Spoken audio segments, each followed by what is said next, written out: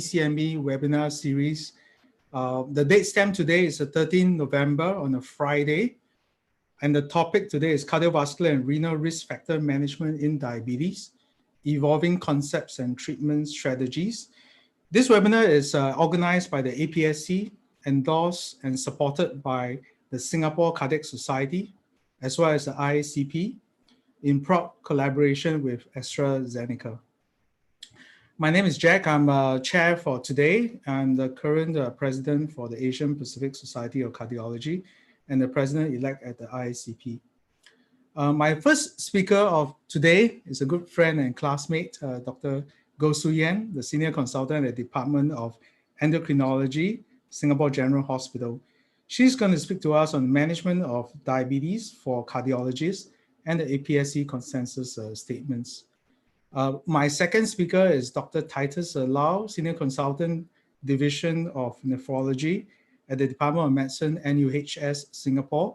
He's going to speak to us on the latest guidelines on treatment of CKD in diabetes.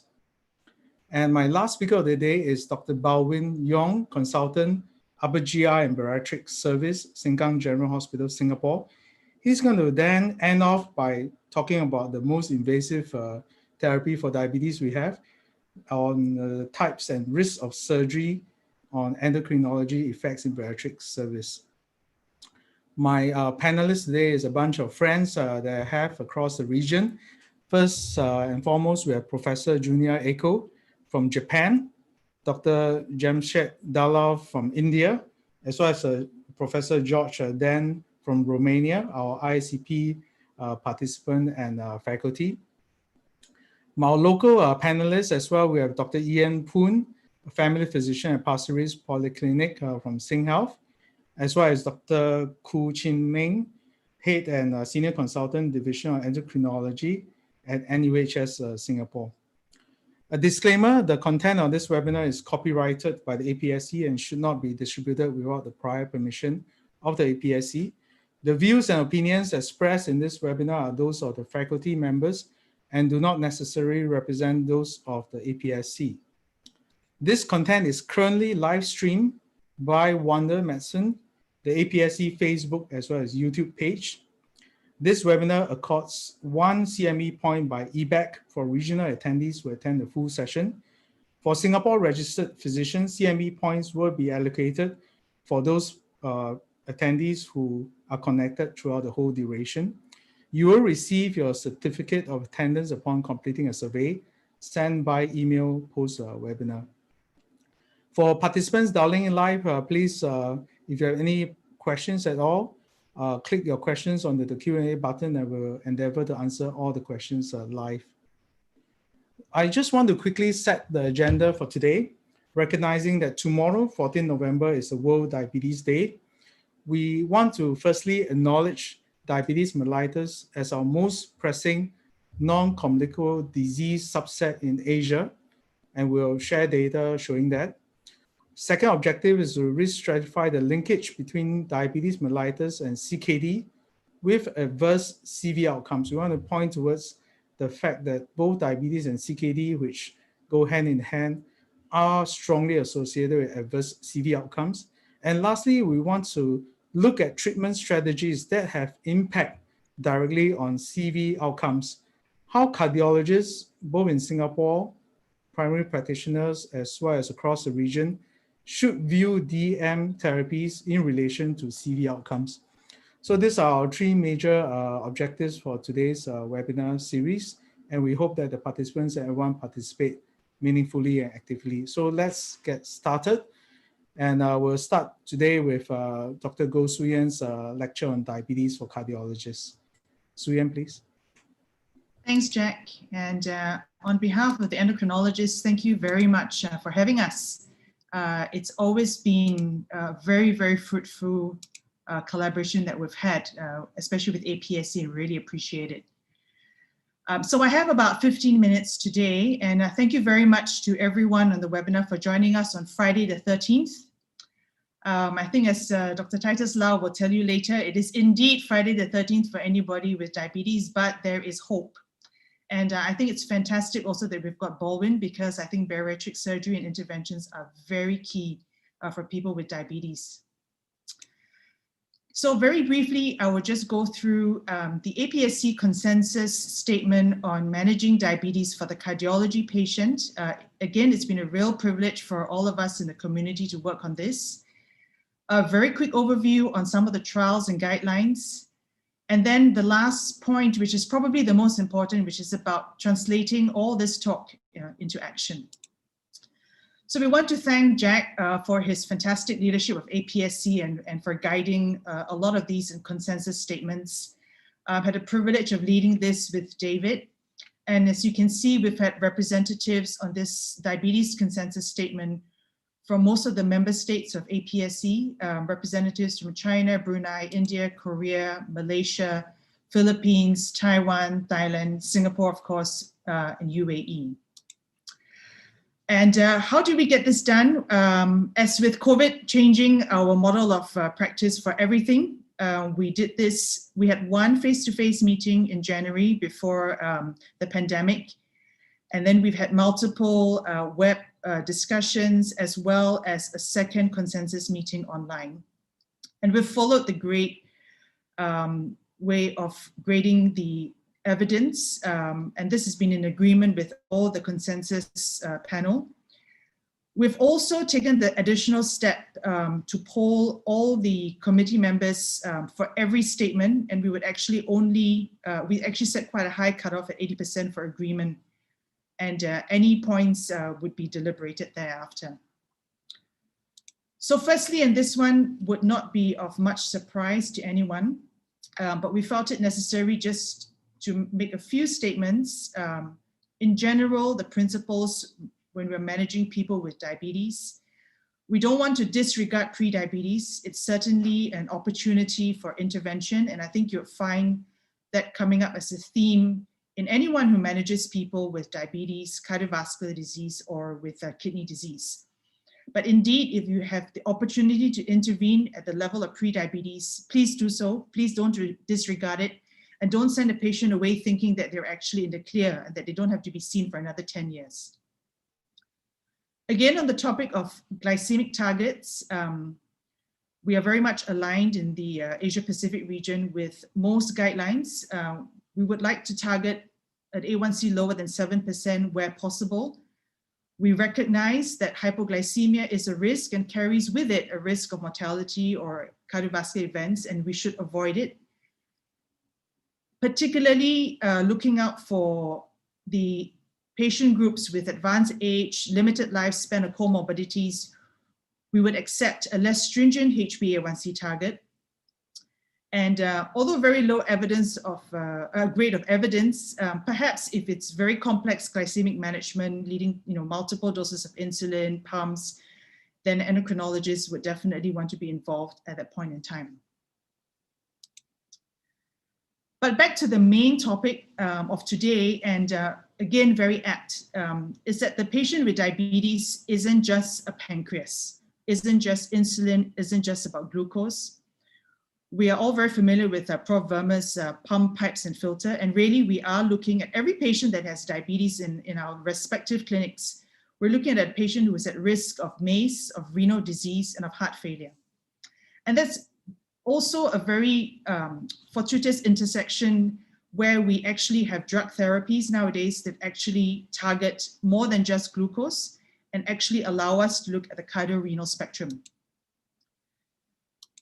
So when we look at diabetes and cardiovascular disease, there are many pathophysiologies involved. Some of these are oxidative stress, inflammation, insulin resistance. It's a vascular disease. A lot of focus in the initial years was on atherosclerosis. In recent years, we've had a lot more emphasis on heart failure. And underpinning all this, which sometimes we forget, there's definitely a two-way street between kidney disease and cardiovascular events. And I will leave it to Prof. Titus Lau to take us through a lot of more evidence for that. Also, a lot of us would be very familiar with this. So the 4 CVOTs are now done.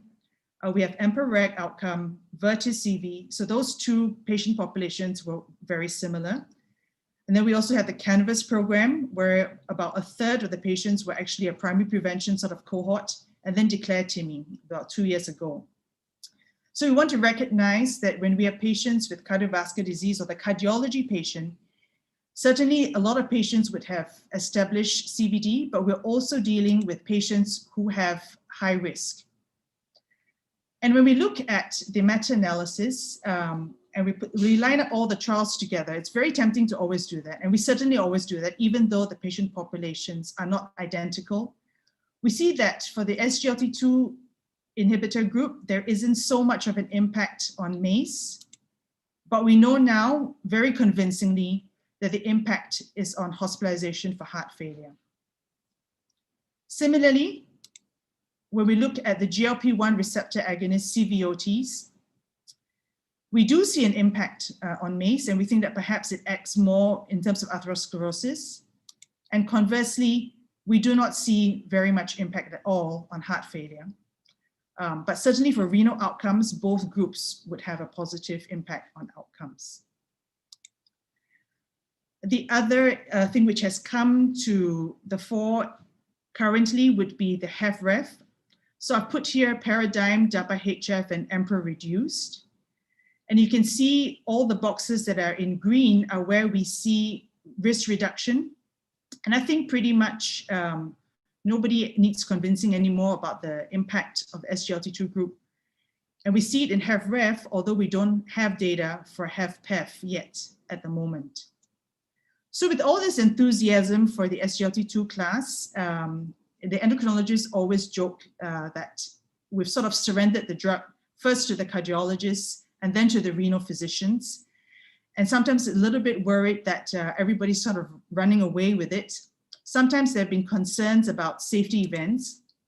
So I pulled this up again from the CVOTs, and I think we're quite convinced that as long as we have sensible risk mitigation, we're actually doing okay. We look at the rates for amputation and fracture, they have basically been quite neutral across all, except perhaps in the CANVAS program. We did not see this highlighted in CREDENCE for canagliflozin, although there were additional steps taken for CREDENCE study where the trialists had to examine patients specifically who were at risk for amputations and perhaps stop the therapy at a time if they were at risk. DKA is acknowledged. It's something that we have increased risk of. Locally in Singapore, we studied because once the SGLT2 inhibitor class became widely available in primary care and also available for government subsidies, we monitored for an increased rate of DKAs. We did not see this. And I think most of the public hospitals have in place risk mitigation strategies where patients who are going to be fasted for prolonged periods of time, most of the physicians, in-house physicians, are quite familiar with the need to stop the therapy. So if I can just sum up, we've looked at all the evidence from the CVOTs. We have looked at specific reduced ejection fraction, heart failure data. And so this will come as no surprise to you that we've just made the statements that for patients with type 2 diabetes and HFrEF, without a doubt, there's a recommendation for SGLT2 inhibitors. And the impact is on reduction on HHF, major adverse cardiac events, and cardiovascular death. Similarly, in patients who have diabetes and a high risk of cardiovascular events, we've identified the GLP-1 receptor agonist group as well as SGLT2 inhibitors.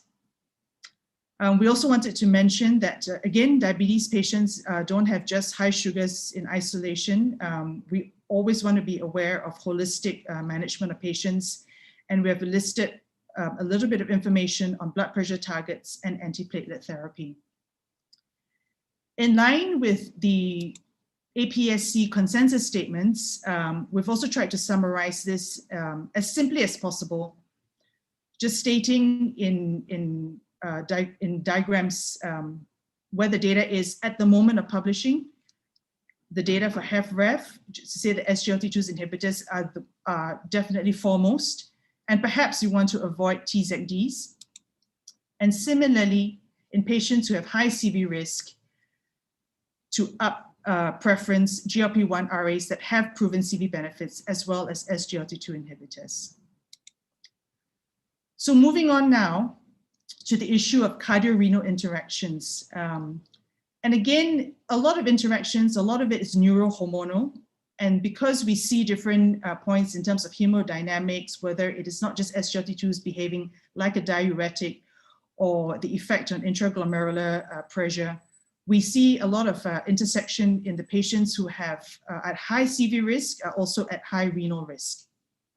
And this is not just data that we have recently, but when we look back, for example, at Saver-Timmy, if you look at those who had albumin creatinine ratios exceeding 300 compared to those who had less than 10, for example, we see whether you're looking at outcomes like myocardial infarction or you're looking at heart failure outcomes, whatever it is, if your kidneys are not good, your cardiovascular outcomes are not going to be great either. And when we look back, say at trials like EMPA-REG, and we try to identify the patient population, the more number of microvascular diseases they had, the higher their risk, whether it was HHF, CV death, HHF. So this brings us to the issue of the SGLT2 inhibitor class and the renal outcome trials. So you see here when we had the CVOTs, the recruitment cutoff for a lot of these trials were eGFR of 60 and above. But it was obvious that you have patients with eGFR lower than that who are actually at high risk, and you do not want them to be denied access to drugs that are actually going to make a huge impact. And the renal outcome trials actually focus on patients with eGFR range from as low as 20 in EMPA kidney to about 75 to 90, the upper limit in DAPA-CKD and credence. And I think Prof. Lau will actually take us through the details of this. So of course, the most exciting specific renal outcome trial that we had in recent months was DAPA-CKD.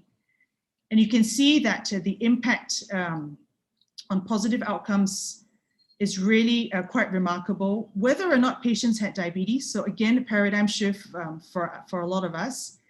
And regardless of where we cut the UACR level, so those exceeding 1 gram or less than 1 gram, and also whether the eGFR was at less than 45 or more than 45 mils per minute.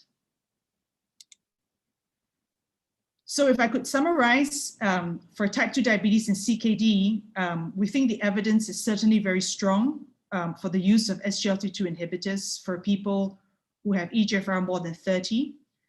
Well aware at this point in time that in many countries in the Asia-Pacific region, it may not be on label yet, but I think it's really a call to action for us to actually push for a label change, because we run the patients. It's very clear from the trial data that patients will benefit, and we hope that this label change indication changes so that more patients will have access to it.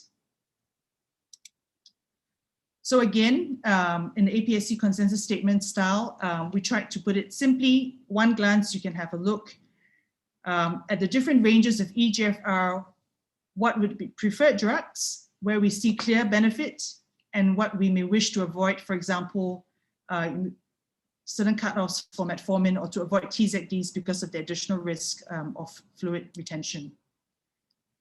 So summing up, how does this impact us?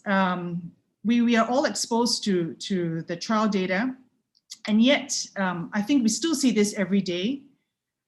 Sometimes we're a little bit reluctant to start new classes of drugs because it may take too long to counsel about the side effects. Sometimes we don't really want to rock the boat. We say, well, the A1C is good. Why would I want to switch class? Sometimes we say, well, you know, the patient sees 3 or 4 or 5 or 6 other doctors. Maybe the other doctor will be the person who will make the change, not me. Or we think maybe it's only for people with heart failure. But I think it's really for us, it's a call to action. We know the data by now. Everyone knows the CVOTs. Everyone knows the renal outcome trial data. Really the onus is on us to identify the patients who need screening, who need to be diagnosed early, to initiate therapy and to monitor them for side effects and for benefits. And for us, you know, to update guidelines, but not just to stop at updating guidelines, but for each one of us in our clinical practice to make sure that we're actually putting the science into action. We're working on that locally in Singapore. This is our Agency for Care Effectiveness, which updated our access to SGLT2 inhibitor guidance 1st September, where we've up-prioritized SGLT2s, make them available, no longer have to wait for sort of sulfonylurea failure or for them to have to prove failure on other drugs. And I think similarly, we've also come up with the 2020 clinical practice guidance for heart failure, where they've made a recommendation that SGLT2 inhibitors can be initiated as first-line therapy in patients with heart failure. So what a merry bunch of people we had before COVID kicked in. And I really want to thank everyone who's been on the panel and for APSC for initiating this work. Thank you very much. Thanks, Su Yen. That was a terrific 15 minutes. You cover a lot of ground, and you could see familiar faces. And just to mention, Dr. Dalla was also in the call, but zooming in even for the first on-site meeting. So I'd like to just express my thoughts about Su Yen's lecture. I think from a cardiologist perspective, if I rank the evidence, I would say SGLT2 as a class ranked very high for heart failure management, followed by CKD, retardation to end stage, and lastly, ASCVD outcomes. And in that realm for DM, I would say in our consensus gathering, GLP-1 seems to be slightly stronger for that compared to SGLT2 inhibitors. I'd like to direct the question now to Junior, Professor Eko, followed by Professor Dan. Firstly, in Japan, what is the current guideline switch you think? Is there already a shift towards moving up penetrating SGLT2 inhibitors? Actually, the Diabetes Society and Cardiology Society had a consensus document published recently, and in that document, they actually recommend use of SGLT2 in patients with diabetes and heart failure. But that was it, and I think a more stronger recommendation should be stated. But anyway, they did publish a statement, joint consensus document with the Diabetes Society and Cardiology Society. So I think moving forward, I hope to see, because it really spans a lot of discipline, more joint society recommendations and push. I think that really helps a lot. And I think we're moving a bit slow in terms of heart failure without diabetes as well. So there's one other target. Like what Su Yen said is. And the one more thing, and in Japan, I think the treatment of heart failure, the label will be obtained for dapagliflozin next week, probably next week. Yeah. Okay, that's great. Thanks, Junior. I'd like to ask Professor Dan this question about safety. I think we don't want to gloss over safety. It seems to be a pretty safe drug. So I want comments from Prof. Dan about safety, as well as which group of diabetic patients then you will not consider SGLT2 inhibitors. George. There are, first of all, I want to congratulate Su Yen for her very comprehensive presentation. And I will answer to your question afterwards. If it's permitted, I want to have two small comments. So regarding the safety in using the SGLT2 inhibitor, there are very few patients to be accepted to this medication. Probably the very low high blood pressure could be one indication, and one restraint for indication, and also very low values of glomerular filtration rate, even if in the empagliflozin studies and sub-study analysis, even in very low filtration rate, the results seems to be positive. But as shown by Su Yen, such kind of patient with advanced chronic kidney disease or with end-stage renal disease should be referred to the nephrologist. We don't have enough evidence at this moment to treat these patients with this kind of drugs. So I find very few contraindication to this medication besides that indicated in the SMPC of the product. If you allow me, I will have two short comments on the presentation. First of all, we should not forget that the most prominent phenotype, heart failure prominent phenotype in the patient with diabetes is not heart failure with reduced ejection fraction, but heart failure with preserved ejection fraction. And this is a little bit disappointing because we know a lot about the physiopathology of heart failure with preserved ejection fraction, but very few about the treatment in these patients. So we don't have enough results for the treatment in these patients. And they are the majority of the patients with diabetes and heart failure. Second, let me only to introduce the importance for the patient with diabetes and heart failure of the combination of the four medication, not alternative. So ARNI, beta blockers, mineral receptor antagonist, and SGLT2 inhibitors for at least 5 known targets: angiotensin 2, neprilysin, sympathetic nervous system, and mineral corticoid and transporter, glucose sodium transporter, which, as demonstrated in the recent paper published by Zanade, Malcolm Baker in Lancet, give us 6 additional years of life in this patient.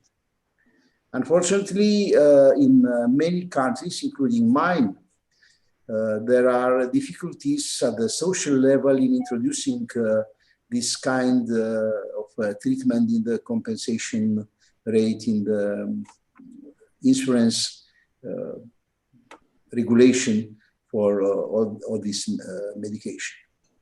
But at least, as my colleague from Japan, dapagliflozin will be approved for heart failure with or without diabetes after the EMA recommendation the next week. Thanks, George. That's great. I would like Dr. Lau to comment, but also answer the live questions as posed. I think those are great questions from Dr. Kaur and Dr. Supat. Should SGLT2 inhibitors then be used as first-line therapy for newly diagnosed diabetes, de novo? Second question is, how do we choose between empagliflozin versus DAPA? That's also a very popular question. Dr. Lau, do you have any answers to that and your comment? Yeah, personally, I don't think there's any difference between DAPA and empagliflozin, and I would choose either of the two. I certainly think that patients with diabetes should be started on SGLT2 early, just as I feel that heart failure patients should be started on SGLT2 early. We also know that if you have heart failure and you don't have diabetes, SGLT2 prolongs the occurrence of diabetes. So you can actually push diabetes further away in pre-diabetic patients if you start them on SGLT2. So all my heart failure patients, I do start them on SGLT2. The question I was going to ask is that though cardiologists in India are very quick in prescribing SGLT2, the endocrinologist and the nephrologist are more concerned because they see a lot of genitourinary infections which do not come out in trials. They say in real life, this problem is much bigger than in trials, which is why they're more hesitant than the cardiologist. So I would like to know what is the real world evidence of these genitourinary infections.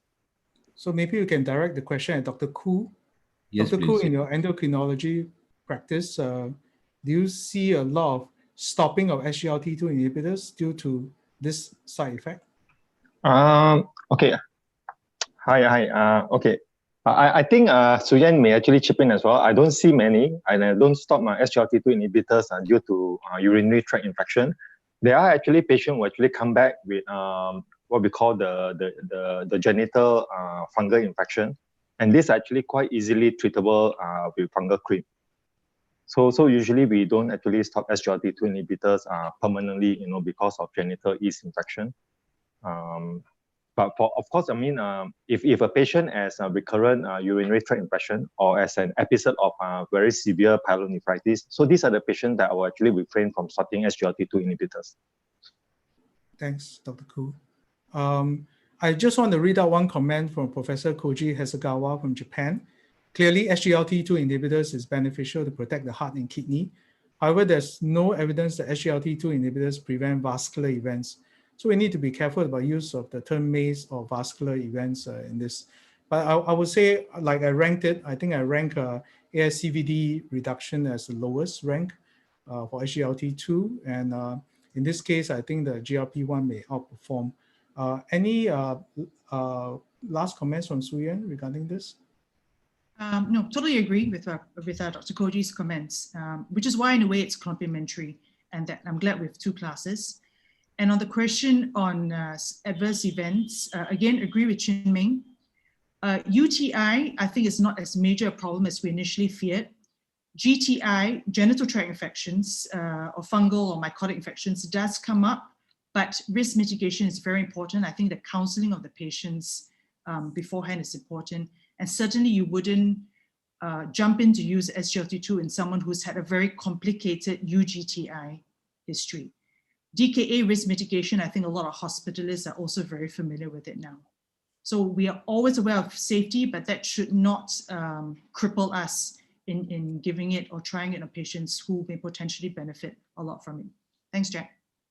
Thanks, Su Yen. So just quickly summarizing, I think the questions asked was that there's a wide agreement that this beneficial effect seems to be a class effect. And I think both nephrologists, cardiologists seems to want to push it up to a front-end treatment for diabetes patients.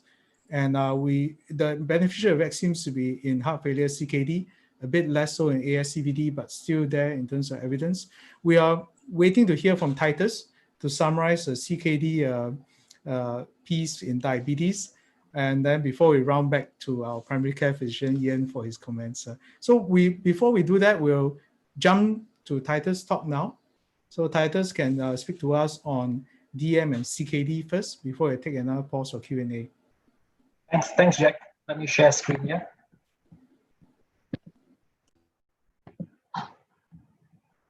Okay, can you hear me? I'm not sure. Thanks, first of all, thanks to APSC for the invitation this evening. I'm not sure, it's kind of a coincidence, but this is like my third talk on the same topic, and it's always scheduled for Friday the 13th. So I thought really, might be coincidental, but certainly diabetes, as I've reminded all my patients in Singapore, that it is truly something frightening, something that we should take very seriously, although they may be quite asymptomatic at the start of the course of the disease. Let me try and move the slide, yeah? Okay. So I'm given a task about discussing chronic kidney disease in patients with diabetes. I thought because of the brevity in time given to me, it's best that I focus the talk just on specifically type 2 patient, which is the majority of the patients that we do see in our practice, I would presume, minus some of the endocrinologists, of course, who's with this webinar today. But I think by and large, most of us who are not endocrinologists probably will deal with the majority of the type 2 patients. All right, so I'm going to discuss a little bit about the current practice and guidelines from the perspective of the nephrologist. I think first of all, this may be known to some of you or may not be, but this is USRDS. USRDS, the renal data system, actually collects international comparison for countries that want to submit their national registry to them. And so you can pick it up from every national registry that make or announces or report their annual statistics in terms of what kind of incident patients that they do have. And you can look at this in terms of this affecting the Asia Pacific nation. This is like Singapore is obviously on this list 2015, and it's still about the same. We're always in the top 3. The number of patients being afflicted with end-stage kidney disease due to diabetes actually exceeds 60%, actually, right? And if you look at this top 20 list of countries whereby at least 40% of the incident ESRD are related to diabetes, you can see that there's Singapore, Malaysia, Hong Kong, Korea, New Zealand, Japan, Philippines, Thailand, so plenty of Asia Pacific countries here. And I think certainly this is something that we have to take note of and something that we need to be very concerned about. Firstly, let me just go through. I think sometimes I'm not sure if people are a little bit confused as well about the terminology. In the olden days, we used to have diabetic nephropathy, right? And then later on, they felt that, well, maybe diabetic nephropathy wasn't exactly the right terminology, and I'll explain why. And so then it became diabetic kidney disease, and later on, it kind of went on to a more generic term, just chronic kidney disease in a diabetic patient. Right? So if we ask ourselves, if we do see chronic kidney disease in a diabetic patients, is it always diabetic nephropathy, right? And that's the question. So if we do a biopsy, and if you do see this as part of the histology of the biopsy of that patient, then certainly we know this patient has classical diabetic nephropathy. You're going to see nodular glomerulosclerosis, which is also known as Kimmel-Still-Wilson nodules, right? So if you do see this, then you know that this is diabetic. This patient has diabetic nephropathy. But unfortunately, as you know, to get to this point, it requires an invasive procedure, which is kidney biopsy. And again, the second argument about this is that this is a relatively advanced stage change of diabetic kidney disease, right? So we certainly don't want to diagnose and manage the patient only after we have reached this point of the disease. So by and large, we kind of, mirror our type 2 diabetic patient to the kind of natural history that we know from type 1 diabetic patients. So initially, when there's hyperglycemia, the onset of hyperglycemia, there's that. What follows is actually hyperfiltration and maybe the kidney getting a bit larger. And subsequently, that becomes normal again, going into type 2. But other than that, really, there's nothing really seen otherwise. Only when it goes to a stage 3, where you call it incipient diabetic kidney disease or nephropathy, where you begin to maybe find intermittent albumin leakage in very small quantity. In the olden days, we used to call this microalbuminuria. So they may have intermittent microalbuminuria, and subsequently, as the disease progresses, it gets more persistent. And eventually, of course, in overt diabetic nephropathy, if you do a biopsy at stage 4, then certainly probably you may, in true cases, you will find glomerular, the typical features of diabetic kidney disease. But then again, this is when they have overt proteinuria, where the GFR was really getting low, and eventually they may progress some of them to ESRD. So that's kind of where we are. So you can see that in kind of stage 1, 2, and maybe part of stage 3, there's nothing really manifesting that's very obvious for a clinician to look at. And so except for the fact that at some time point, hopefully, if they do manifest, then albuminuria might be the first thing, and then subsequently change in GFR. But that again is a bit of a problem, because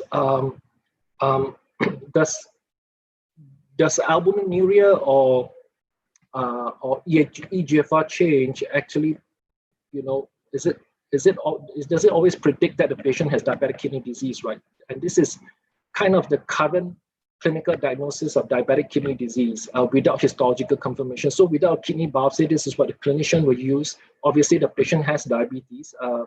Again, in type 2 diabetic patients, the duration of diabetes is not important, because the duration of the disease is that the onset of it may have been insidious and have been present for many years prior to it being diagnosed. So the duration of diabetes really isn't one of the key criteria, unlike in type 1 patient, obviously, where there is a certain duration that's required before we suspect that this is diabetic kidney disease. And then certainly the clinical presentation usually is albuminuria, and then eventually overt proteinuria, and then a change in GFR as the kidney fails. Usually is said to have bland urinary sediment, so very little red cells in the urine. And the final thing is that you have or the clinician have kind of excluded all other possibilities of CKD, reasonably. And then so we turn this patient to have diabetic kidney disease clinically. Again, over time, we realized then that, of course, albuminuria in a diabetic doesn't always signify diabetic kidney disease, because albuminuria can also be a very common manifestation of all forms of kidney disease anyway, right? And the other thing is that diabetic nephropathy can, or maybe can manifest as a CKD without albuminuria as well, and I'll share on that later on. So albuminuria in diabetic is not always the definitive kind of implied presentation of someone with diabetic nephropathy. And of course, GFR loss is very common. You could have loss of GFR through any form of kidney disease as well. if we look at one of this kind of cross-sectional screening done in Europe actually to a group of type 2 diabetic patients, you can see that the stages of kidney disease 1, 2, 3, 4, and what they found in terms of a cross-sectional albuminuria, normal albuminuria, microalbuminuria, and overt microalbuminuria.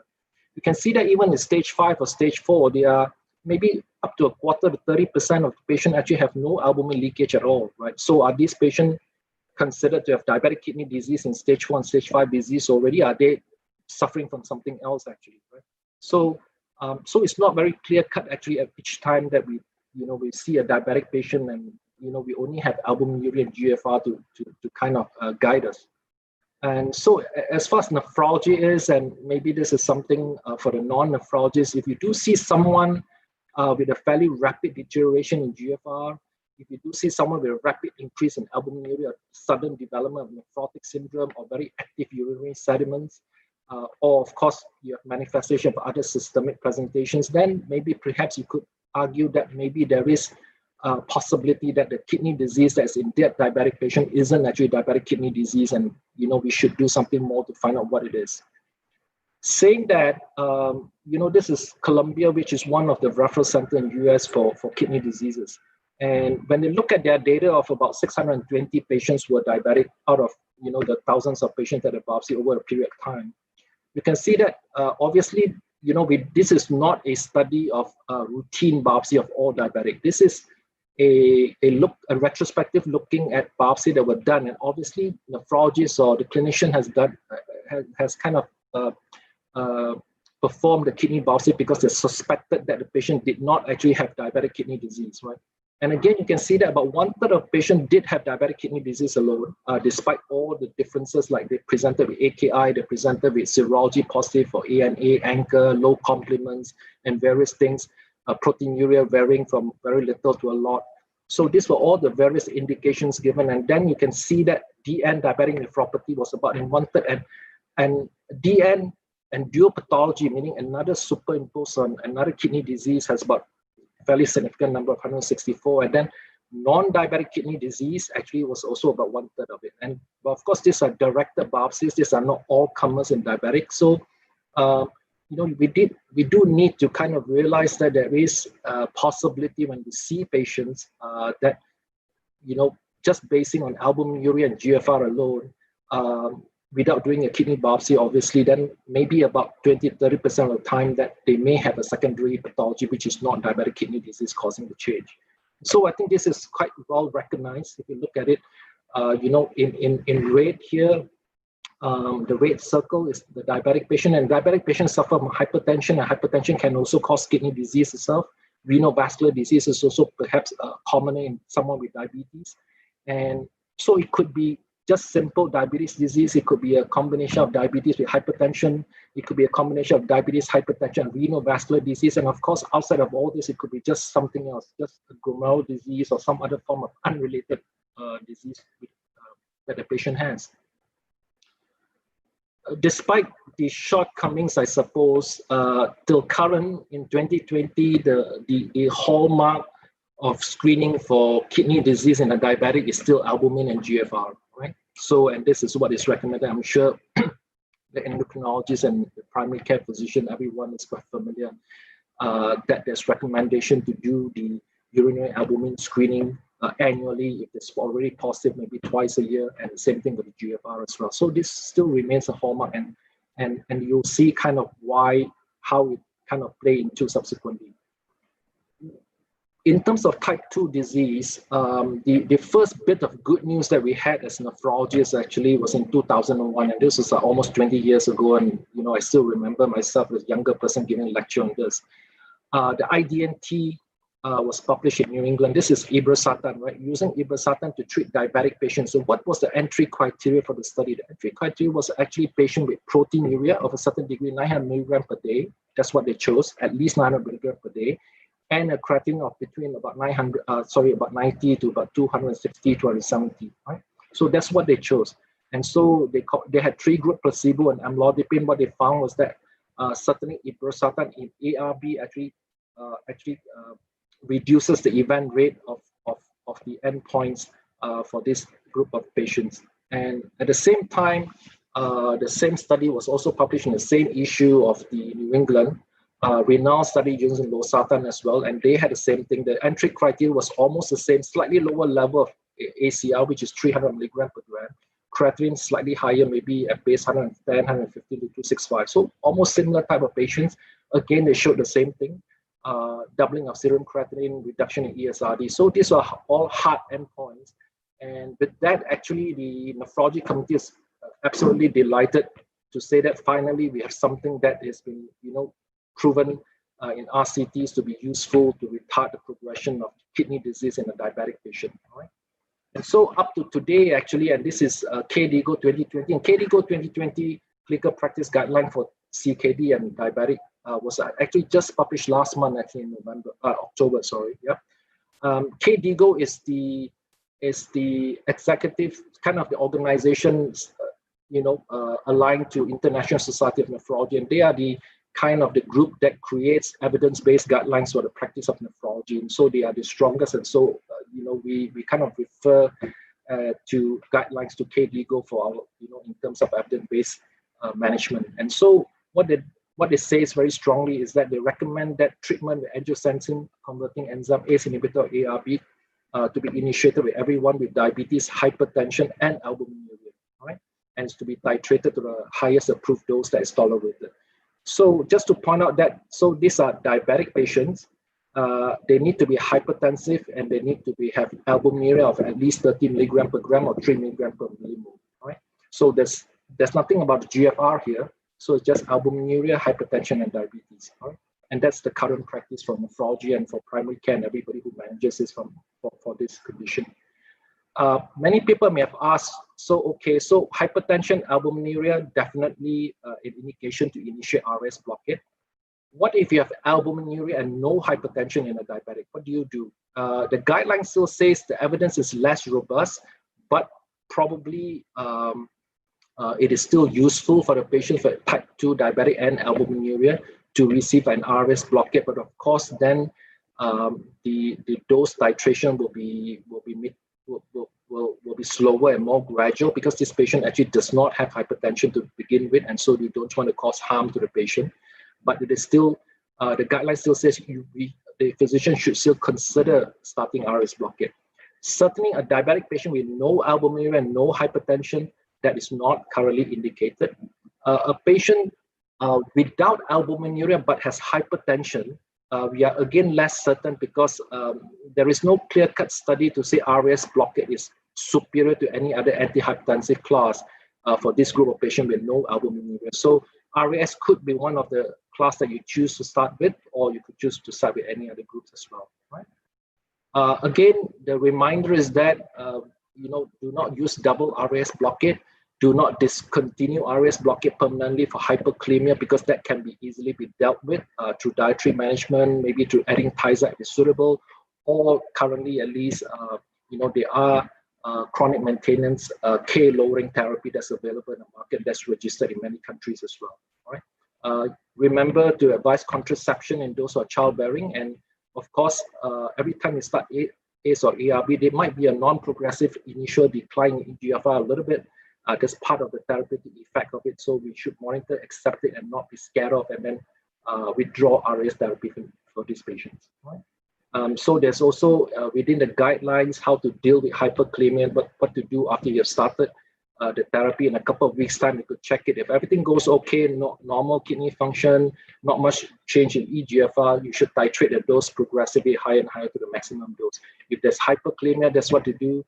If there's a drastic change in eGFR, that's what you do, looking at all the other factors as well. So, but I think the lesson from this is to be very mindful that this is actually a level 1 evidence backed treatment and management strategy. So try our best, whoever's managing this patient, to maintain RAS blockade. All right. So then it became silent for a long time, not because nephrologists got tired of this. Everybody tried very hard to find better therapy for diabetic kidney disease or diabetic with CKD. But there was no great news over the years. Actually, everything that we tried didn't work out, and all the studies were kind of negative until 2016 onwards, 2020 now. And And it came about fortuitously because FDA, as you know, mandated the study of a new class of diabetic, which is SGLT2 inhibitor, for safety, CV safety more than anything else. So the primary outcomes, is all CV safety. And again, we are very thankful to the company that they invested a lot of money. They put in a lot of patients. Usually CKD study never gets so many patients. So the EMPA has 7,000 patients, the Canvas has over 10,000, and the DECLARE study has 17,000. All right, you can see that these are relatively preserved eGFR because that's what they kept it to, because they thought that most times SGLT2 should work only when the GFR should be 45 or at least 60. So those are the kind of patients we recruited. But lo and behold, as you look at the study, these are not the primary outcome, these are the secondary outcome, but the EMPA outcome on heart endpoints or kidney was such a remarkable differentiation in curve between those who received placebo and those who received SGLT.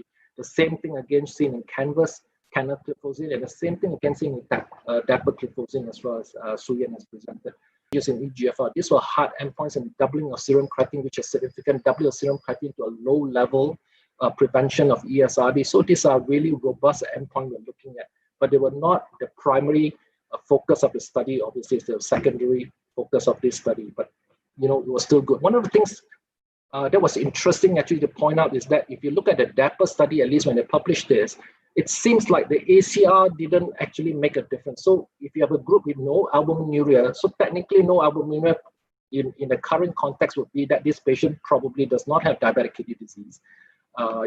So but no albuminuria and microalbuminuria and overt proteinuria, all of them actually had almost a similar kind of response and benefit derived from taking dapagliflozin versus placebo. So that's something to be mindful of. And again, that's something we will bring on to the next part of this talk.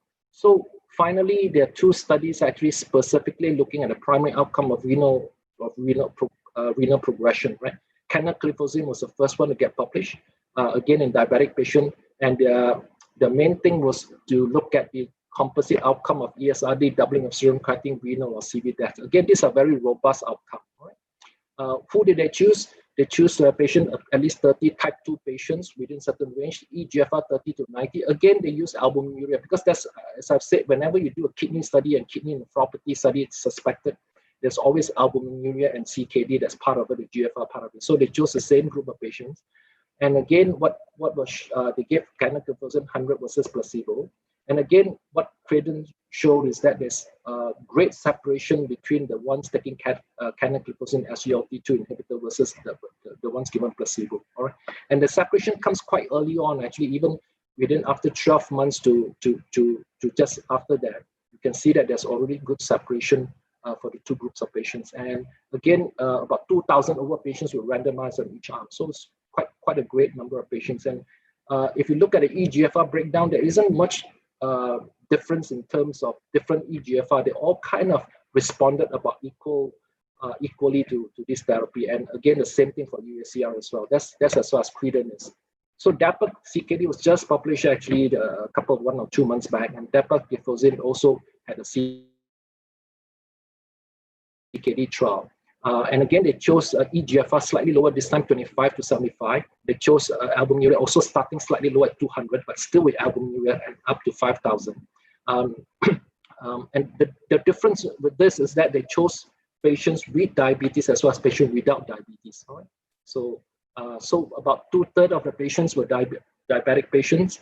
About 1/3 of them were not diabetic patients. You can see that in terms of ACE and ARB, almost 98 to 99% of them all have baseline ACE and ARB because that's one of the prerequisites for the trial. And again, if you look at it, the composite endpoint is that there's a great separation and benefit derived from taking dapagliflozin versus placebo actually in this trial as well. Right? And again, if you look at the differentiation between GFR of 45, albuminuria 1,000 or not, they all responded similarly. And the other thing that is peculiar, and that is obviously good news in a sense to nephrologists, is that even the patients without diabetic kidney disease actually benefited equally, just as the patient with diabetic kidney disease too. So this is almost like kind of a wonder drug without really knowing how it actually works, in that sense. So the KDIGO recognizes that, especially for the diabetic patient. It says that we should recommend treating or type 2 patients with CKD and an eGFR of 30 at least with an SGLT2 inhibitor, all right? So what it means by CKD means that the patient should have some albuminuria, so at least 30 milligram per gram, or eGFR of less than 90, all right? Then those will be patients whom we define as having CKD. And they also tell the nephrologist, at least because this was a nephrologist guideline, how to kind of initiate SGLT2. If the glycemic level is too low, maybe we need to withdraw something else. But if not, we can go ahead and give the patient how to look up for some of the safety things which Su Yen has shared. Just a couple of points again. I think this is just what Su Yen has said as well in terms of the safety part of it, what we should do and what we advise our patients in terms of, at a period where they need to fast or going through major surgery or critical illness, they can stop it for a while. Hypovolemia, at least, because a lot of the CKD patients are actually taking diuretics, so we have to be slightly mindful of this.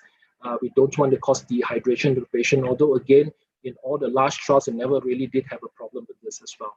All right, and again, the same thing with the RAS blockade, there is a reversible decrease in eGFR at the commencement, so monitor that, but not be scared off by that and continue on with that. So that's the KDIGO, and I think the same thing is stated in the American Diabetic Association EASD guideline. If you look at this part about established ASCVD and CKD, patient with CKD actually is recommended after metformin and lifestyle modification that they should preferentially be started on SGLT2. So I think there is concordance, there's agreement between all the different society, endocrine and nephrology, to have that as one of the strong part of treatment for diabetic with CKD. And of course, the management, because of the time that's given, we just focus on the kidney disease part. But the comprehensive management and the entire treatment of the patient obviously needs to take into many other factors as well, which I'm sure the panelists and our fellow colleagues here will discuss as well. So the importance of lipid, glycemic control, BP control, and many things else. But certainly, in terms of the foundation of treatment for the CKD and diabetic patient is SGLT2 and RAS blockade. So I think that's all I have. Thanks. Thanks, Titus. That was wonderful. Is it okay if I get you to stop share for the time being? I think you took us through the whole rigmarole from the beginning, and it was very nice to hear about IDNT trial and renal trial. It dates us, in terms of when you presented. So, but it's amazing that it takes 20 years to find an agent that separates the curve on top of the current RAS blockade. So that's quite amazing in my mind. I think before I take those questions, great questions from the participants, I would like Ian to maybe from the primary care perspective, what are the challenges that you have in treating this group of patients, DM, CKD with or without albuminuria? What are the challenges in the primary care setting? Ian? Yeah, okay, thanks for that. I just first want to say this, right, that it's really wonderful that we found a drug that was first designed for diabetes and then later on found to have so many other unintended but beneficial effects on other parts of the system. I always like to think of history and think of, how when aspirin was first discovered, it was a painkiller for headaches. So if you have a headache, you took aspirin and, the doctor and see if your headache was better. Later on, it was found that aspirin was also an antiplatelet. And then it was discovered that actually, if you start a low-dose antiplatelet, you can actually reduce thrombotic events with a low-dose aspirin. So, I mean, there are many such examples in history whereby a drug that was discovered for a certain purpose and then through experience and trials was discovered to have other benefits. So SGLT2 inhibitors is one of those drugs. It was first designed to be a diabetic drug. And then through these trials, because of, because the FDA has required, after the rosiglitazone trials of heart failure, so they had to have this MACE trials. And then they discovered that, hey, actually, there are additional benefits of this drug. We can debate about what the mechanisms are, but it's amazing that we found other benefits of the drug other than lowering benefit. And the funny thing is this, it's not actually a powerful anti-diabetic drug. It's actually a modest anti-diabetic drug. The A1C lowering is between 0.4 to 0.9 in many of the trials. But that's not why this drug is so talked about. It's not because it's a powerful anti-diabetic drug. It's because in diabetes, there's, as what Su Yen and Titus has mentioned, right? Diabetes is not just about the pancreas, it's about whole systemic problems with many cardiovascular and renal issues. And the wonderful thing about SGLT2 inhibitors is that it whacks all three of them. It addresses the glucose, although modestly, lowers to 0.4, 0.9 A1C lowering. It retards renal progression, as what Dr. Titus has presented, and also it reduces heart failure in the reduced ejection fraction. So I think it's a wonderful time to be managing patients with diabetes, because we need to know what our tools are. When you see a patient with diabetes, right, it's not just about the sugar goals, as what Su Yen has pointed out. Is this person presents with a metabolic syndrome, a systemic problem with multiple organs that can be affected. What drug can you use that can hit multiple points? So it's not just about A1C lowering. It's how can I prevent all these complications from happening to this patient, all right? And think about his global risk. So of course, the usual diet, lifestyle, that's universal, and that's what we've always been doing. But now, how can we then optimize the drugs that we have, knowing all this information in front of us, right? How can we actually optimize patients to reduce their risk of all these complications? With regard to whether SGLT2s should be used as first line, right? I think as primary care physicians, we also need to think about cost. It is still it's not standard list 2, it's MAF, Medical Assistance Fund, but it's still rather costly. One tablet costs about $1.40 in the polyclinics. Okay, so we still use metformin because metformin is still a wonderful drug. It's lots of experience. It's a safe drug. It's safe. But certainly, yes, we're now thinking more of it as a second line drug. And I think the ACE, which I think Su Yen was involved in, is generally pushing more for this. But of course, taking into cost consideration. And also, what is the goal? What's the reason for you starting the drug? For example, if your goal is A1C lowering, then maybe SGLT2 inhibitors aren't the best drug. For example, A1C is 8 and you get down to 7. Then you won't use SGLT2 inhibitors for that purpose. As I mentioned, it's a modest A1C lowering drug. But if you think that the person has a risk of heart failure, he's obese, he's got hypertension, and then he's got a CKD, especially with proteinuria, then you want to use this drug not just to improve his diabetic control, but also to improve his other cardiovascular risk, his CKD, as well as his risk for heart failure. So even in the EMPERACT trial, those with post-IHD, they don't have heart failure, but it's a primary prevention, right? So if you have post-IHD and you have diabetes, then certainly you want to use that drug not just to lower the A1C, but to lower his overall cardiovascular renal risk. So that's how we should be thinking. Of course, Thanks. Beyond that, we should control all other risk factors. Thanks, Ian. Thanks for that. I think there are a few great questions from the participants. I just want to quickly ask those questions from the panel. One is in diabetic retinopathy and diabetic nephropathy, which one usually develops first for diabetic patients? And SGLT2, can it be combined with insulin glargine? And what's the role of spironolactone in a CKD patient? Is irbesartan or ARB superior treatment for albuminuria compared to maybe SGLT2 or other ARBs or ACE inhibitors? Can I see who wants to take any of these questions? All great questions there. I can answer partly to this complex question because there are many questions inside. If I understood your question, Jack, in the end, it is a question if the irbesartan is superior to other ARB in the protection of the kidney. I don't think so. The chance or the malchance of the irbesartan was that this drug issued on the market after the ACE inhibitors, and there were no enough place in research for heart failure. So they tried first on the renal failure, and this explained a little bit the extensive program with irbesartan in renal failure. Afterwards, several other renin-angiotensin inhibitors like perindopril or other ARB were challenged in the same direction in the patient with chronic kidney disease. It seems like excellently demonstrated by Lau in the presentation that it's not a molecule effect, but more of the class effect. Even I don't like the term of class effect because like in a school, the people are different, but in this regard, the inhibition of the renin-angiotensin system is beneficial. And of course, a special place to be discussed probably by my colleagues is the place for a mineral receptor antagonist.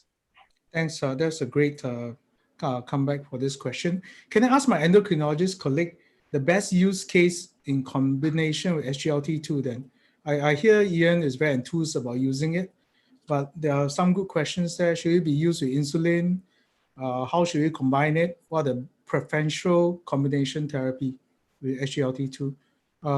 Whether Qin-Ming or Su Yen want to take that?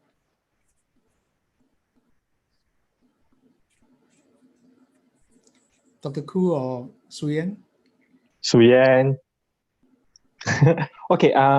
Now, in terms of combination therapy, if you look at the ESD and ADA diabetes guidelines, there is actually no hard rules in terms of combination. I mean, the thing is, they actually recommend metformin as first liner for all the newly diagnosed diabetes, right? And failing after 3 months, if they don't achieve the A1C control, you actually add SGLT2 inhibitors or any other agents as second line. Of course, I mean, if you have some strong indication, you add SGLT2 inhibitors, and that's actually to actually protect, certain organ system, as was as alluded earlier by a lot of panelists and speakers here today. Now, if the A1C is still not, reaching the target, I mean, you are open to actually, add any agent again, whether it's actually oral, whether it's a GLP-1, or whether it's actually, insulin. There's actually really no hard rules, right? In how you actually combine these drugs in achieving HbA1c reduction at the end of the day. So, but one caution is actually what's really important is if the patient has very high, what we call poorly controlled diabetes, very high HbA1c and symptomatic, and the patient is already ketotic even before you start the SGLT2 inhibitors, patient is losing weight, then these are the group of patients that you should not or refrain from actually starting SGLT2 inhibitors. These are the patients that requires insulin therapy. And once they actually recover or they actually improve with insulin therapy, you can actually add SGLT2 inhibitors, to protect the cardiorenal complications. So I think in terms of glycemia, it's really an art. We don't really have actually got a straight algorithm to actually how we actually do things. But it's more of like, looking at the patient, understanding what the patient needs, and also the circumstantial and situations, and then we actually, talk to them and make a shared decision. Yeah, Thanks. agree. I think the point is more that when you look at the data, how does it translate into your clinical practice? And I think the takeaway point is that an SGLT2 inhibitor should be in the armamentarium for every patient with diabetes, of course, with certain exceptions that we talked about. Those who are ketotic, those who are clearly insulinopenic, those who have a history of complicated UGTI. Where is the weight of the evidence is with SGLT2 class and with the GLP-1 receptor agonist class for CV renal protection. Same point that Titus has made that, and Ian has made, that at low eGFRs, we are giving it not for glycemic efficacy, but for the CV renal benefits. But I think at the end of the day, that the point is that what do the patients need? They need to be in one of this because we know the evidence behind the benefits. Yeah. Thanks a lot. Maybe I reframe the last question from the audience for Titus. So if you have a patient who has CKD, but no albuminuria, but you find retinopathy, can you then presume that this CKD is due to diabetic nephropathy? Titus, you're muted. Sorry. Maybe you unmute yourself first. Yep. Yeah. Hi. Thanks, Jack. Let me see. Okay. Yeah, go ahead. Yeah, I have a question for the endocrinologist as well, but maybe I'll take the answer first, and then just a couple of things raised from the questions. I think, firstly, it is there are no head-on studies to say let's compare SGLT2 versus RAS blockade and see which is more effective. I think what we know today is that most of the premise of the trial done was that the patient is already on baseline RAS and we can add further protection to the patient. So I think we should not argue and go back and say, I should maybe choose SGLT2 and then drop RAS unless there's specific reasons, very distinct and very rare reasons, I suppose, why someone would want to do that. So just remember that the benefit and the recommendation, at least from nephrology guidelines, is that the baseline RAS blockade is there, SGLT2 is added to it. In terms of mineralocorticoid receptor blocker, it has been shown to reduce albuminuria, but there are no robust endpoint studies for mineralocorticoid receptor blocker. So before SGLT2, when the doctors or nephrologists are a bit more desperate to control the albuminuria, sometimes we do combine one RAS blockade agent with MRA, actually, aldactone, spironolactone being the cheapest. So we do that. And we do see some benefits sometimes, but bear in mind, once you do that, the risk of hyperkalemia certainly is much higher. And sometimes there's also the risk of AKI as well. So, but today, I think with the advent and with the availability of SGLT2, they shouldn't actually really looking at a combination of RAS blockade with MRA, but actually looking at a combination of RAS blockade with SGLT2.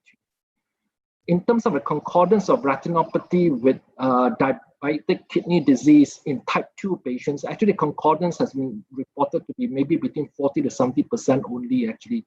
Unlike in type 1, and I stand corrected by the endocrine faculty here, unlike in type 1, where the concordance rate is actually almost 90% or more. But in type 2 patients, the absence or presence of retinopathy does not actually indicate whether the patient has diabetic kidney disease or not. So that's not really one of the crucial things, because people have looked at it and they realized that the concordance rate between retinopathy and nephropathy actually in a type 2 patient actually varies, could be as low as even 40% actually. All right.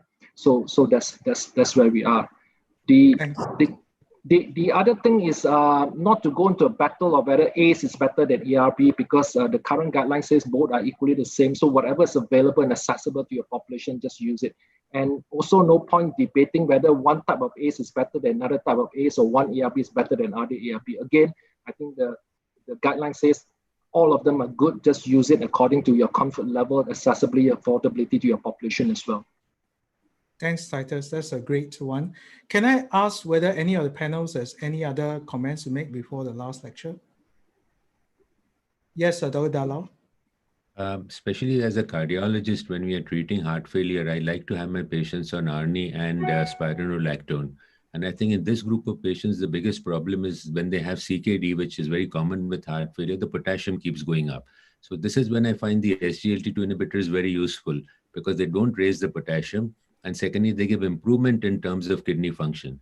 So I think, and there is evidence to show that the combination of ARNI and SGLT2 has been used in both the DAP and the Emperor reduced trials. So I think for cardiologist point of view, the addition of SGLT2 is very useful in terms of the potassium problems and the long-term kidney problems. So I think from cardiologist point of view, it's an extremely useful drug.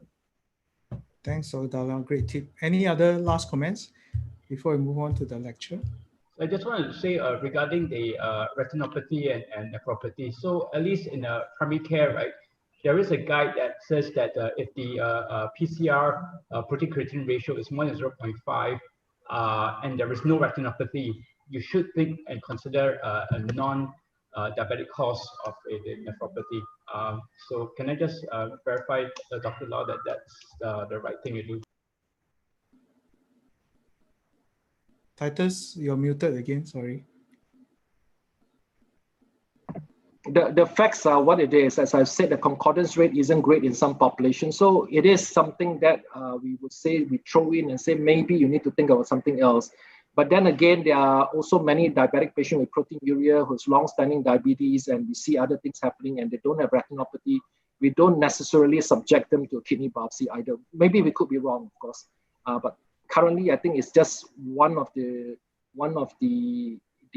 criteria to think about. But certainly, I think we have also reminded the trainees within nephrology that retinopathy certainly is not a make or break in terms of diagnosing diabetic kidney disease. No.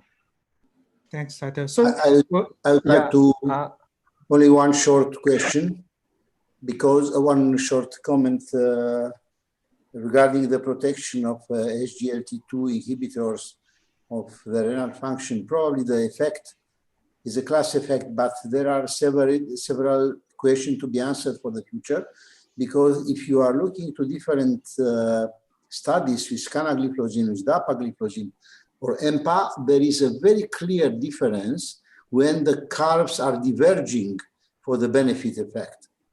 For example, in DAPA-HF, the diverging curves, if I remember well, are after 24 months, so very late. So I wonder if it's really an effect of the drug or if it's not a coincidence. Of course, the DAPA-CKD will answer to this question. It could be slight differences between molecules in regarding the renal protection. Thanks, Dan. Okay, Jack, can I just comment something quick before you move on to the next lecture? These are regarding the concordance between retinopathy and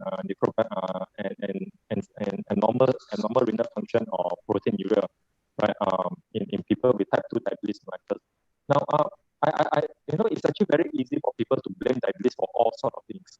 And I think that, it's actually an easy way out. When you actually have a reduced eGFR or you have proteinuria, you actually say, oh, because you have diabetes, this is actually, due to your diabetes. And many of the patients actually are very, very, very, very well diabetes control for many, many years. And they get proteinuria. And I think that, it's very important that, if you have, inappropriate proteinuria and there's no other signs of micro complication, please, rule out other causes of, proteinuria. And this is the same as neuropathy, right? If you have neuropathy and the patient has very well controlled diabetes, there's no nephropathy, there's no retinopathy, please rule out other causes of neuropathy before you blame diabetes for all sorts of things. I think that's very, very important because many of these could be actually correctable in the first place. Okay, thank you. That's a great point. So we close out this Q&A with that last pointer there. I want to then move track to after all the drug therapy, we saw how great SGLT2 is, but if all else fails, we always call upon our surgeons. Please, Baldwin, can you start your talk? Sorry to keep you so late. No, thank you very much. It's an honor. I get invited to speak amongst all these prestigious colleagues. As a humble surgeon, I'll just tell you a little bit about what we can offer. As you can see, bariatric surgeons have begun to change their name to metabolic surgeons because so many of the patients we treat have metabolic syndrome.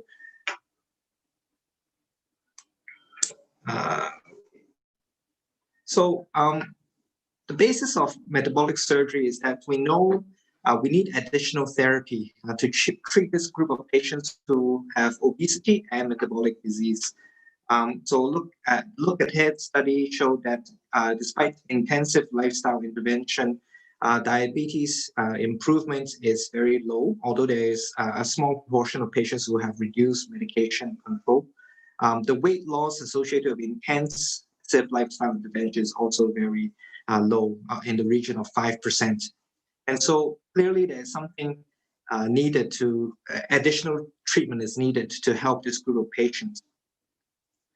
And so bariatric surgery has increasingly been focusing on not only treating patients with obesity, but also obesity-related disease such as diabetes, hypertension, hyperlipidemia. And bariatric surgeons are encouraged to assess patients holistically. So for example, the Edmonton Obesity Staging System not only classifies patients according to the obesity classification, according to BMI, but we also look at patients' degree of comorbidities, whether they are mild, moderate, or severe. And because we know that the level of comorbidities actually affect their mortality, those patients with higher stage disease will stand to benefit more with bariatric surgery. And so today I will talk about the types of bariatric metabolic surgery and also the new trend of bariatric endoscopy, the benefits of metabolic surgery, and also risks of metabolic surgery.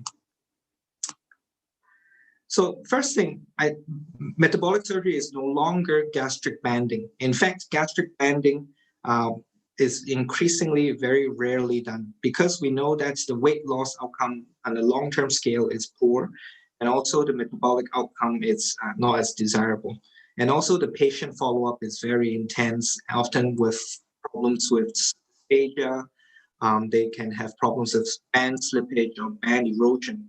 And in recent studies, up to 50% of patients who had gastric banding required removal of these gastric bands. And so gastric banding is no longer no longer routinely offered for patients with metabolic syndrome. So the two main types of surgery that is offered is the laparoscopic sleeve gastrectomy and the Roux-en-Y gastric bypass. And the indication for this is either patients who have BMI of greater than 37.5 with no comorbidities, or if their BMI is greater than 32.5 with comorbidities such as diabetes, hypertension, and hyperlipidemia. So laparoscopic Roux-en-Y gastric bypass is by far the gold standard metabolic surgery. It has the most extensive data in supporting its efficacy in management of obesity and also metabolic syndrome. And the operation is done by laparoscopic. Usually we'll insert 5 ports and we'll create a 30 ml gastric pouch. We don't resect the stomach, but we create a small gastric pouch. And we reroute the small bowel to the stomach. So we create a gastrojejunostomy with a 1.5 meter alimentary limb and a jejunostomy with a 1.5 meter biliopancreatic limb. Depending on the patient's obesity, some surgeons will choose to have a longer biliopancreatic limb in order to promote weight loss. It does, however, alter the GI continuity. The operation time is a bit longer, 2 hours to 3 hours. Depending on the centers you report. And the average hospital stay is only 2 days. Expected total body weight loss is in the region of 30%. Laparoscopic sleeve gastrectomy is increasingly a very popular option because it's simple to operate, simple to do. Again, it's approached by keyhole surgery, and the aim is to remove about 70% of the stomach. So we remove the greater curve of the stomach, and as a result, patients have a restrictive sensation, early satiety, and also reduced food cravings. It maintains the GI continuity. So in the future, if patients need surveillance of the stomach or access to the biliary tree by ERCP, sleeve gastrectomy will enable that. The operation time is very much quicker. It's about 1 to 2 hours.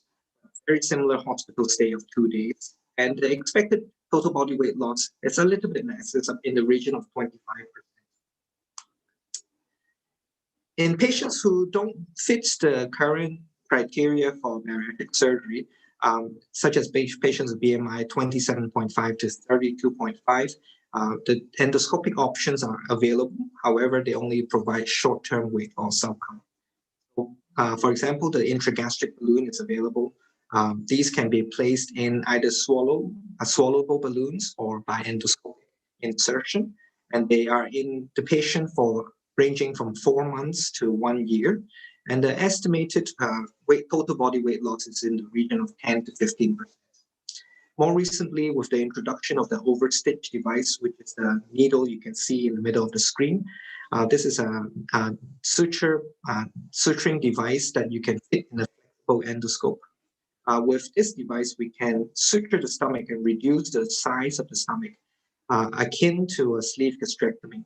So it's called the endoscopic sleeve gastroplasty, and the estimated weight loss is in the region of 15%. And now they're beginning to have data up to 2 years after surgery. So the benefits of bariatric surgery has been studied for a long time, and perhaps one of the most established databases is the Swedish obesity database, which has been in Sweden. They have been practicing bariatric surgery for a long time.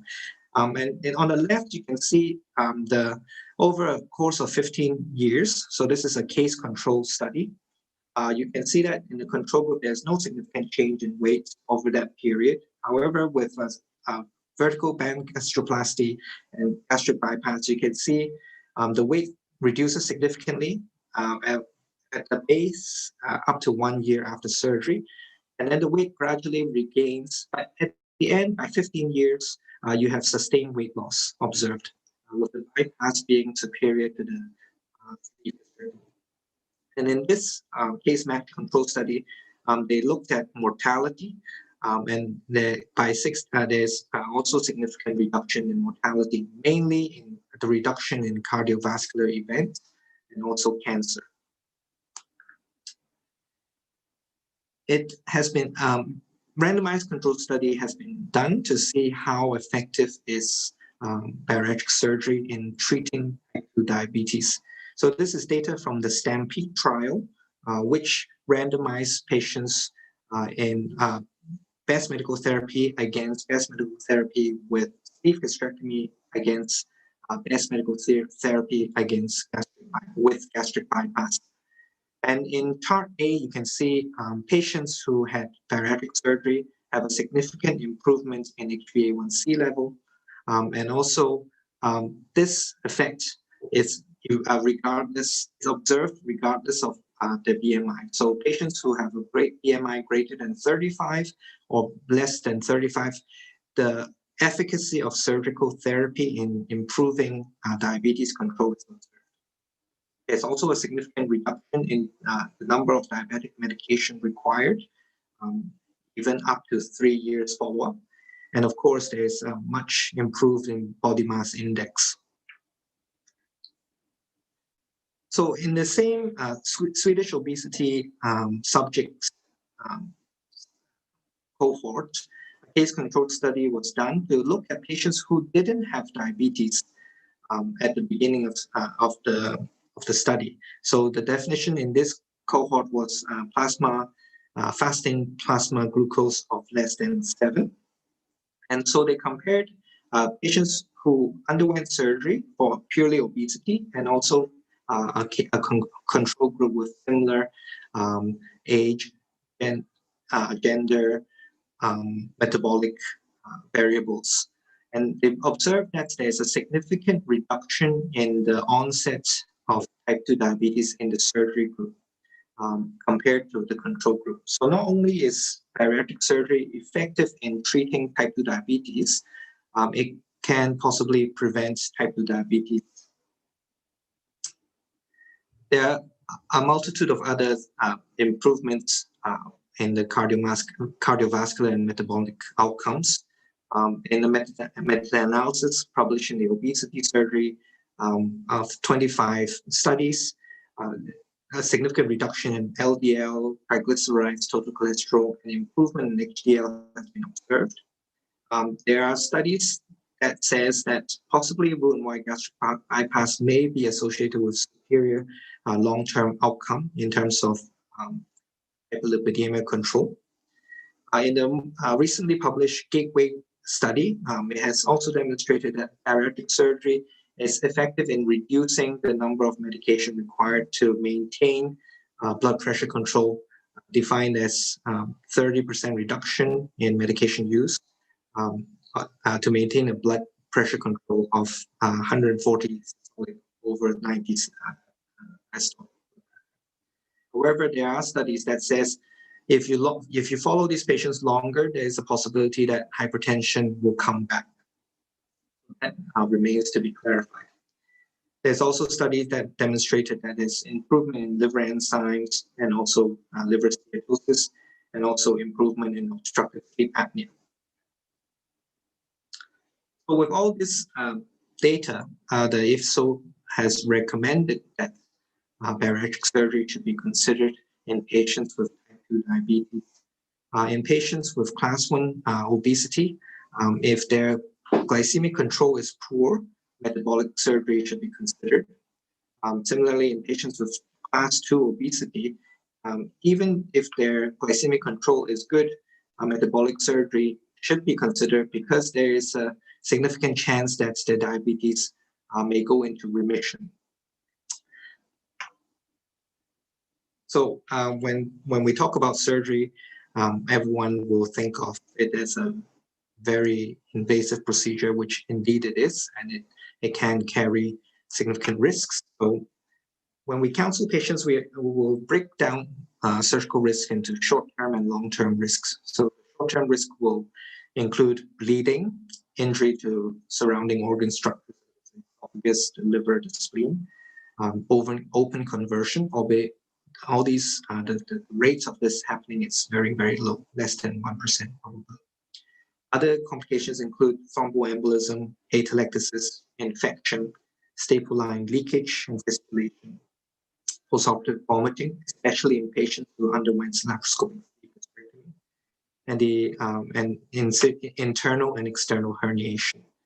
The overall 30-day mortality after surgery is in the region of 0.4%.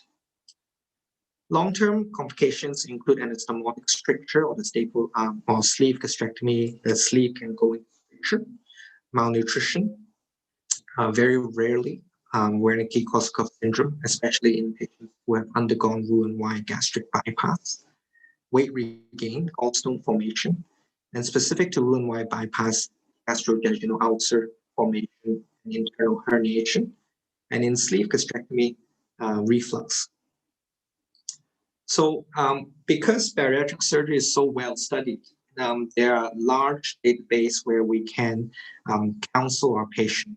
So we routinely use the American College of Surgeons risk calculator, where we can input patients' demographics and predict what is the complication rates, what is the rates of comorbidity remission, and also what is the expected weight loss outcome. This is very useful, and I will encourage colleagues to look through this, because you'll be surprised how low the surgical risk is and how high the comorbidity remission is. So actually, bariatric surgery, the risk profile is very similar to commonly performed surgery. So in this study published in Surgical Endoscopy, it looked at the outcomes of laparoscopic surgeries, laparoscopic cholecystectomy, laparoscopic appendicectomy, laparoscopic reflux disease, reflux surgery, and laparoscopic gastric bypass. And you can see that actually the observed mortality, the observed morbidity, the ICU admission is very similar across boards. So in patients who are well selected and when the surgery is performed in a center equipped for performing bariatric surgery, the procedure can be performed with very acceptable outcome and also very low morbidity and mortality. So as a final note, I think very important, we always counsel our patients, surgery is not a quick thing, because we recognize that in patients who, if they have no improvement in their general lifestyle, there's a high incidence of weight regain, as high as 75.6%, as described in this paper. And so it's an additional treatment to lifestyle intervention, and this additional treatment is very effective. And thank you very much for giving me this opportunity to tell you more about bariatric surgery. Thanks, Baldwin. That was fantastic and very comprehensive. Unfortunately, we've really run out of time. So I would probably just take one question from Professor Hasegawa and the participants. Sarcopenia, less obese patient is a predictable poor prognosis in the case of more aged patients. What's the indication of surgery in terms of age? Do you have an age cutoff? Should we consider a fat muscle ratio? Baldwin? Oh, no, we don't have a cutoff. Age cutoff, the studies will say, usually the studies are, the upper age limit is 60 years old. However, recently there are studies that says even in patients who are older than that, if they are suffering from quality of life issues from obesity, then we will still perform bariatric. Thanks. Dr. Dalal, which group of patients do you refer for surgery in India? I have a number of patients who undergone bariatric surgery. All of them are doing very well. I've got follow-up of a large number of years. They seem very happy with it. And so I recommend it to many of my patients. They're still anxious because it is a surgical procedure, but I think now the laparoscopy sleeve surgeries are the ones they prefer, at least the patients prefer the sort of not too extensive a surgery as Dr. Baldwin mentioned. So those patients who are grossly obese and whose diabetic and lipids are not under control, I recommend them. And I still think it's an extremely good form of treatment for that sort of obese patients. Dr. Eko, in Japan, I know no one is obese, but do you have No this? one is obese. No one is obese. Looking at you, I think no one is obese, so that's great. So, but it's rare. So this is not very common to Japanese patients to undergo such surgery. Only a limited number of centers are doing such procedures. We have The the sumo. Sumo wrestlers. They The don't sumo need fighter. Sumo wrestlers. Yeah, but actually, after they retire, they get relatively thin. Yeah, after they retire. So it's really interesting. Yeah, thank you very much. Is it a cultural or a genetic thing? Yeah, they actually eat forcibly to get fat when they are small wrestlers. After they retire, they kind of get thinner. So I'm afraid I have to call this session to the end. It's coming to the last few minutes. Su Yen, do you have any closing comments for the participants? No, just again, a reminder that we're treating the patient as a whole. We have many modalities. We've got pharmacotherapy, we've got bariatric surgery, and I think it's really precious that we have this opportunity to intervene for many good outcomes, not just glycemic control, cardiovascular, renal, metabolic, and then general health. Well, I would like to go on with what Sunil just said, that we are in a happy period. We are changing the paradigm in two parallel directions. First, we are moving from the global evidence-based medicine to the personalized medicine, and it is very clear. And second, even more profound, the 20th centuries and the beginning of the 21st century paradigm, one drug, one target, should be moved now to the biologic system, to the network medicine. So we are moving from a new direction, new qualitative direction in managing our patients. Thanks. Dr. Dalla, your last comment. Yeah, I think the biggest problem of treating patients is inertia. Whichever registry you look at in the world, 20-30% of patients are on all guideline treatments and on optimal dosages. So I think if we reduce our inertia, we have many meetings, but the inertia doesn't seem to change very much. So I think very more people need to be on these drugs. And I think if we do that, I think that will really benefit our patients. Thank you. Any last comments from anyone? If not, I would like to summarize by thanking all the participants, as well as my esteemed faculty for all the great comments. I really learned a lot from everyone. My final summary is this: tomorrow is World Diabetes Day, recognizing that diabetes is really a huge tsunami across Asia in particular. If you look at all the data, anyone that lands in my cath lab table, in excess of 50 to 70% are diabetics if they get MI or elective PCI. And this ratio is actually half if you're in the European or Western country. So it's more of a problem in Asia than in the Caucasian population. And the disease is much more horrible with CKD effects, PAD, cardiac, strokes, everything, eyes. I think it's really a systemic disease. But I would like to caution that instead of saying that just give drugs, please, we should not neglect diet and lifestyle changes. I actually wanted to ask a lot of questions that's fashionable nowadays. What works in terms of diet, what type of food, as well as what's the role for intermittent fasting, for example, that seems very fashionable, and what's the role for continuous sugar monitoring, but we run out of time. But I think we should go through the ABCs of management, advising and scolding patients for lifestyle measures, scaring them a touch before moving on to drugs, followed by sending them off to Baldwin. Maybe you should send them to Baldwin first so that they will change their lifestyle before starting drugs next time. So with that, again, I'd like to thank everyone for today's webinar, and keep safe, everyone, during this period. Thank you. Bye-bye. So long. Bye. Bye-bye.